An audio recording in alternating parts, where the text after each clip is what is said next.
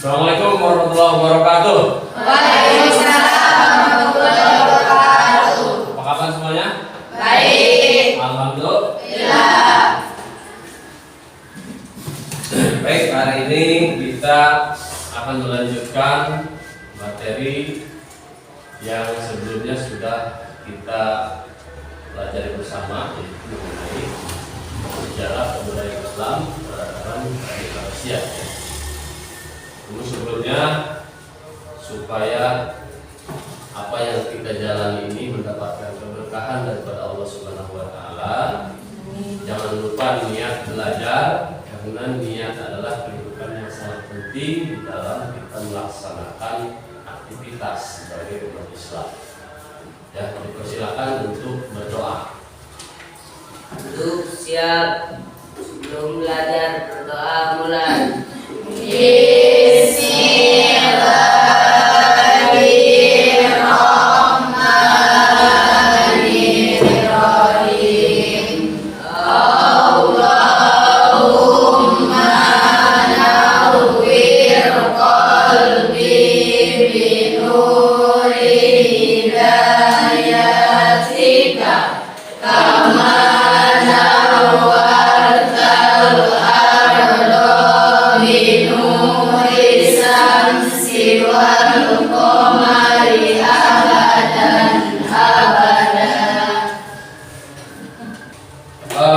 Hari ini siapa yang tidak masuk?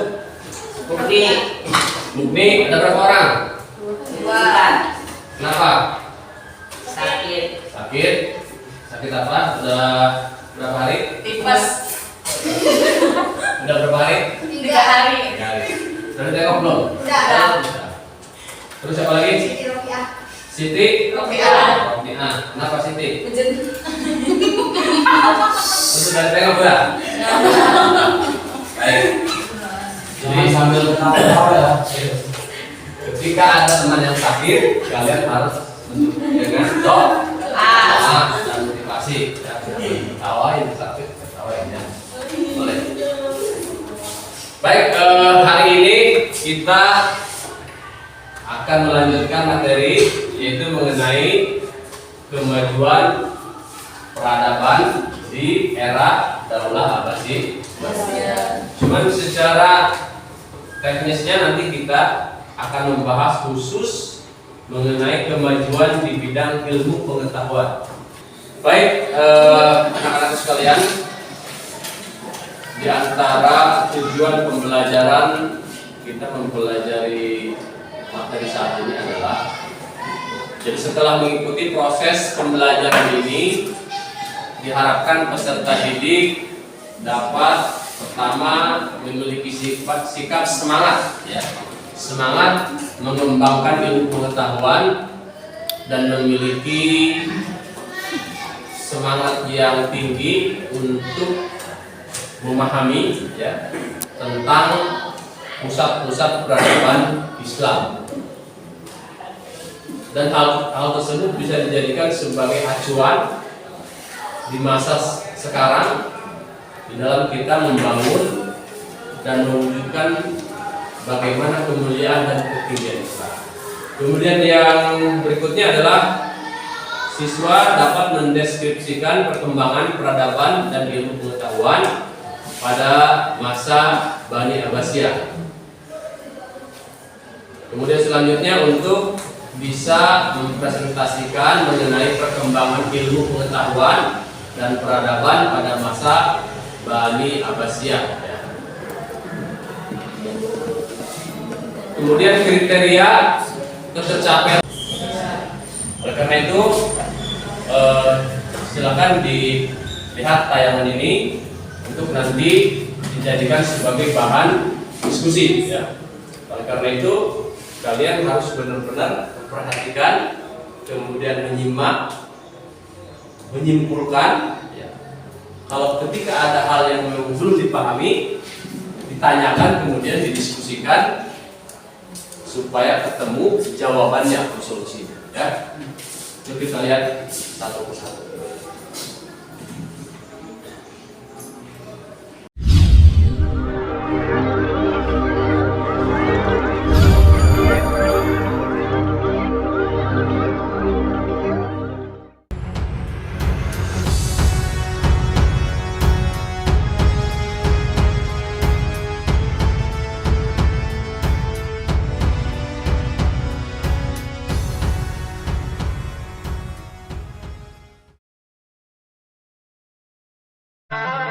Faktor-faktor yang mendorong tumbuhnya ilmu pengetahuan pada masa Daulah Abbasiyah diantaranya adalah: yang pertama, karena agama Islam memberikan dorongan yang sangat kuat kepada umatnya untuk melakukan pencapaian-pencapaian di bidang sains dan teknologi.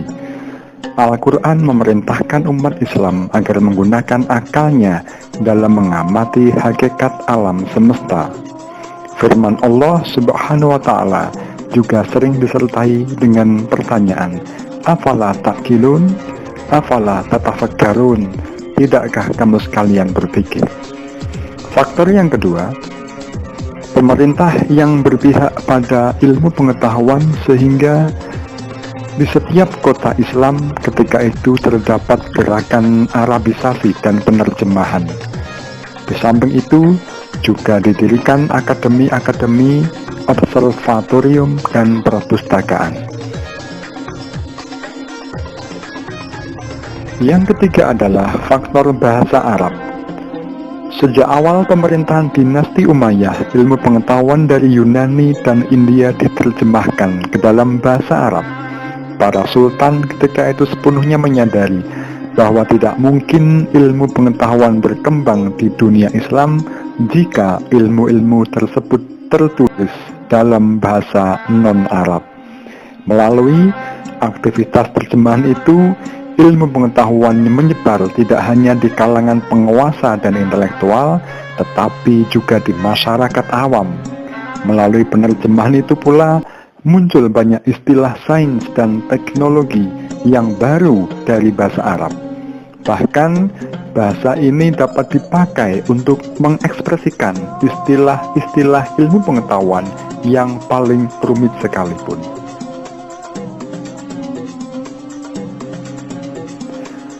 Faktor yang keempat adalah faktor pendidikan. Untuk memacu laju perkembangan ilmu pengetahuan, para khalifah mendirikan sekolah-sekolah, lembaga pendidikan tinggi, observatorium, dan perpustakaan. Perpustakaan yang sangat terkenal pada masa dinasti Abbasiyah bernama Baitul Hikmah, yang artinya adalah rumah kearifan. Perpustakaan ini, seperti dicatat banyak sejarawan Islam, memberikan sumbangan yang penting dalam penerjemahan karya-karya ilmuwan dari Yunani dan India ke dalam bahasa Arab.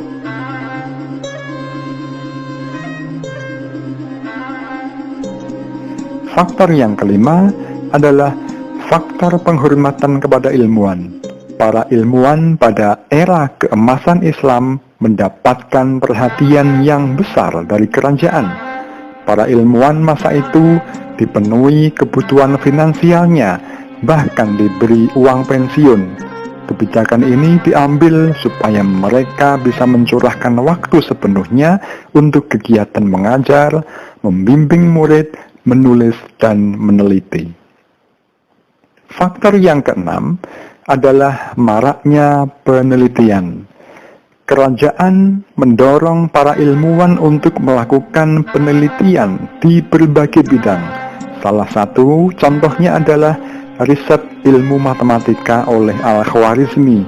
Sang ilmuwan telah menghasilkan konsep-konsep matematika yang begitu populer dan masih tetap digunakan hingga sekarang.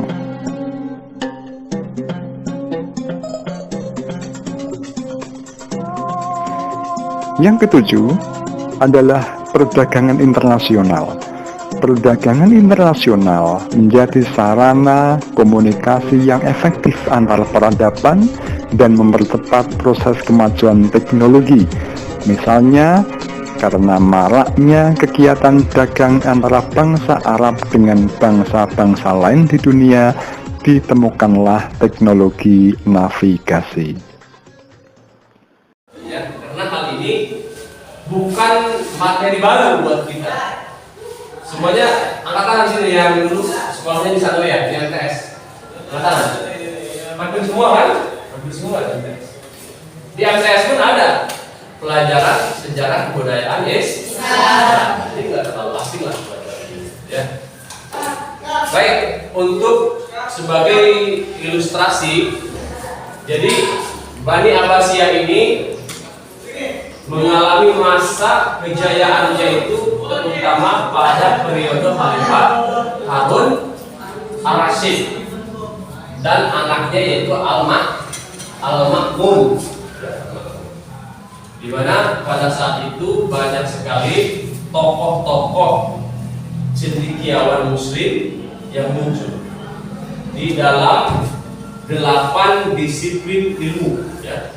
Antara lain adalah ada bidang ilmu filsafat, kemudian ada juga ilmu kedokteran, ya, ilmu matematika, ilmu kepala, ilmu astronomi, ya, kemudian ilmu hadis, bidang ilmu kepala, dan ilmu fikih, ya.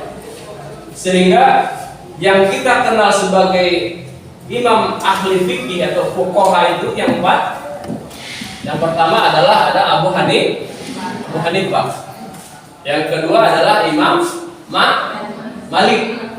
Imam Malik. Yang ketiga Imam Syafi'i. Yang keempat Imam Nah, keempat imam ini lahir pada periode keemasan Bani Abbasiyah. Ya. Oleh karena itu, walaupun banyak dinasti-dinasti sebelum dan sesudah Bani Abbasiyah, tetapi secara barometer Abbasiyah adalah merupakan puncak pencapaian peradaban tertinggi dibanding dengan Utsmaniyah yang terjadi di Turki, kemudian ada juga Bani Fatimiyah, ya, kemudian Ayyubiyah di Palestina, tetap tidak sampai menyamai pencapaian daulah Bani Abbasiyah.